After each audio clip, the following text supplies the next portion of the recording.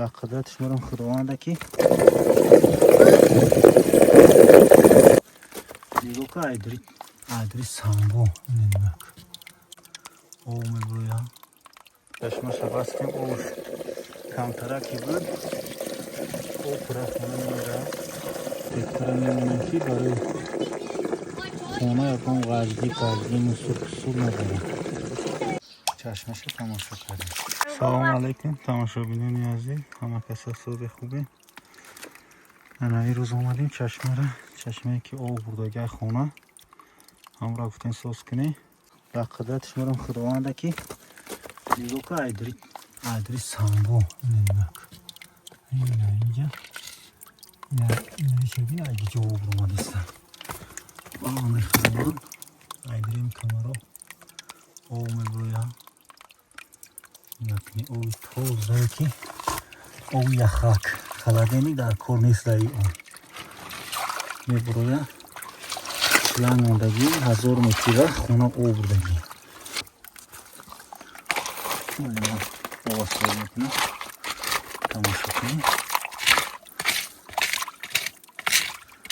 طرفی چشمه در طرفی رومیتی شهر وحدت میگیره همه پویون طرف خونه او میگه ای چشمه او میشه مردم سوش میرسه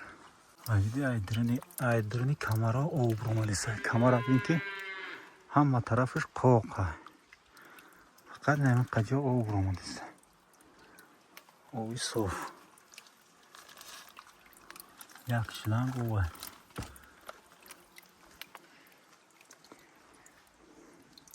شما بستیم اوش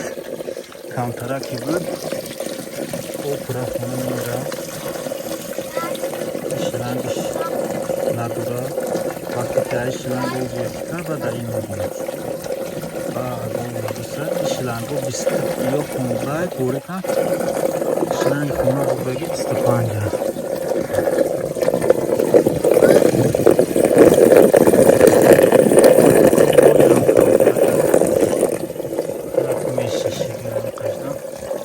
ولی با حال 3 شاب و او رایی میشه نیره چشم دیگه آمده سر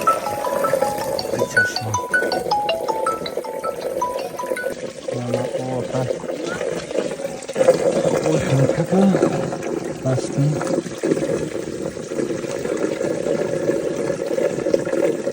من این فکر میمونم که برای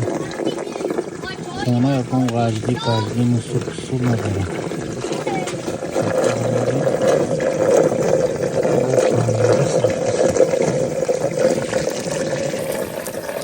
ولی میرم ای خونه با جایی که او چند آمده سر نشان کنید خدا نگهبان باشه. من بلوی را اگه شوخت کنم کشانم که درشته اگه چی نزنم که مختمش میکنیم بلوی چشم میرم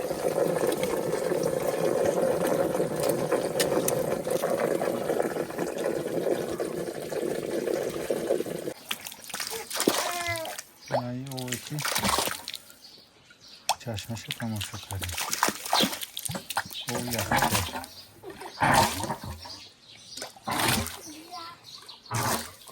توی اگرو دا رستگه خوب دستیم